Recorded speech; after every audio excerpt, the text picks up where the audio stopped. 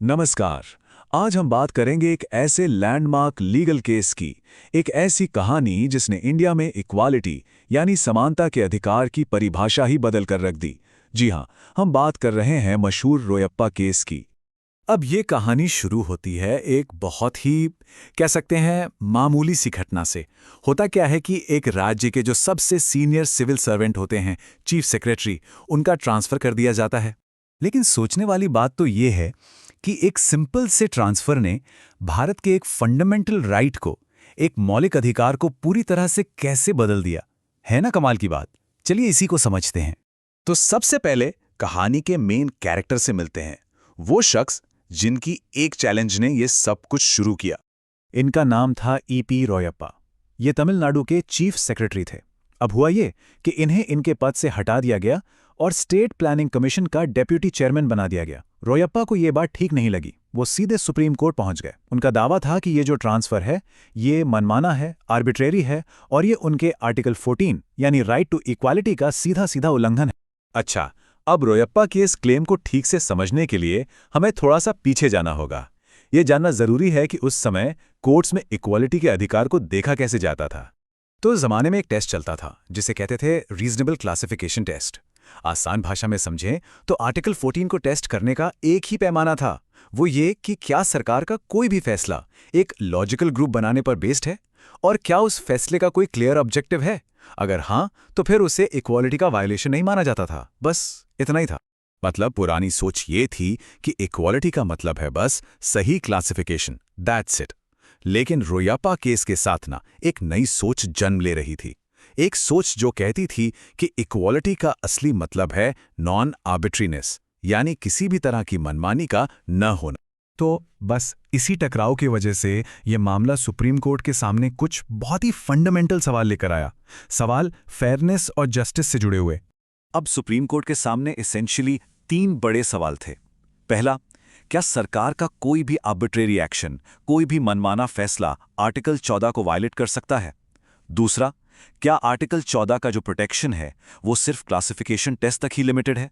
और तीसरा और सबसे जरूरी, कि आखिर इक्वालिटी का, समानता का असली डायनामिक मीनिंग है क्या? और इन्हीं सवालों के जवाब में आया वो लैंडमार्क जजमेंट जिसने राइट टू इक्वालिटी को एक बिल्कुल नया मतलब दे दिया।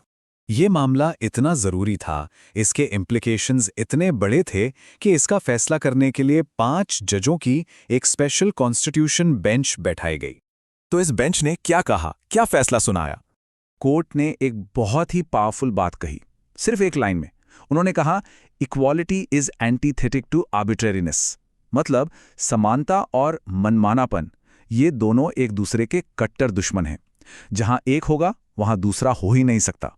और इसी एक लाइन से जन्म हुआ एंटी आर्बिट्रेरीनेस डॉक्ट्रिन का, यानी मनमानेपन के खिलाफ सिद्धांत। अब ये है क्या?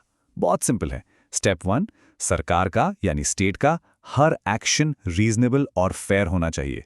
स्टेप 2, अगर कोई भी एक्शन आर्बिट्रेरी है, मतलब बिना किसी लॉजिक के, बिना किसी प्रिंसिपल के, तो स्टेप 3, वो एक्शन ऑटोमेटिकली आर्टिकल 14 के तहत दिए गए समानता के अधिकार का वायोलेशन माना जाएगा। Simple as that. तो इसका मतलब क्या हुआ? मतलब ये कि कोर्ट ने एकदम क्लियर कर दिया कि भाई आर्टिकल 14 सिर्फ क्लासिफिकेशन का खेल नहीं है, ये तो सरकार के हर एक काम में फेयरनेस और रीजनेबलनेस की डिमांड करता है। चलिए अब जरा देखते हैं कि रोयप्पा केस की लेगेसी क्या रही, इसका हमारे कानून पर इतना गहरा असर पड़ा कैसे। देखिए, ये केस एक लैंडमार्क है। क्यों?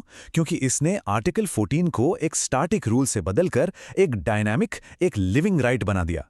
आज ये जो एंटी आर्बिट्रेरियंस डॉक्ट्रिन है ना, ये इंडियन लॉ का एक फंडामेंटल पिलर बन चुका है। सर्विस लॉ हो, एडमिनिस्ट्रेटिव लॉ हो या फिर बड़े बड़े कॉन्स्टिट्यूशनल चैलेंजेस, हर जगह इसे अप्लाई किया जाता है।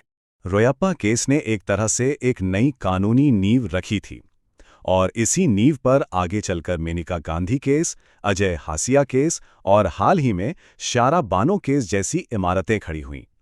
आपको याद होगा, ट्रिपल तलाक को भी आर्बिट्ररी होने के ग्राउंड पर ही तो स्ट्राइक डाउन किया गया था। इसकी जड़ें यहीं रोयप्पा केस में थी। तो इस पूरी बातचीत का सबसे बड़ा टेकअवे क्या है? वो ये है, article 14 is equal to the anti arbitrariness doctrine. बस ये एक लाइन सब कुछ कह देती है। और आखिर में एक सवाल छोड़ जाते हैं सोचने के लिए अगर आर्बिट्रारीनेस यानी मनमानापन इक्वालिटी का दुश्मन है, तो आज की मॉडर्न लाइफ में, हमारी रोजमर्रा की जिंदगी में और कौन-कौन सी ऐसी जगह हैं जहां इस प्रिंसिपल को, इस सिद्धांत को अप्लाई किया जाना चाहिए? सोचिएगा जरूर।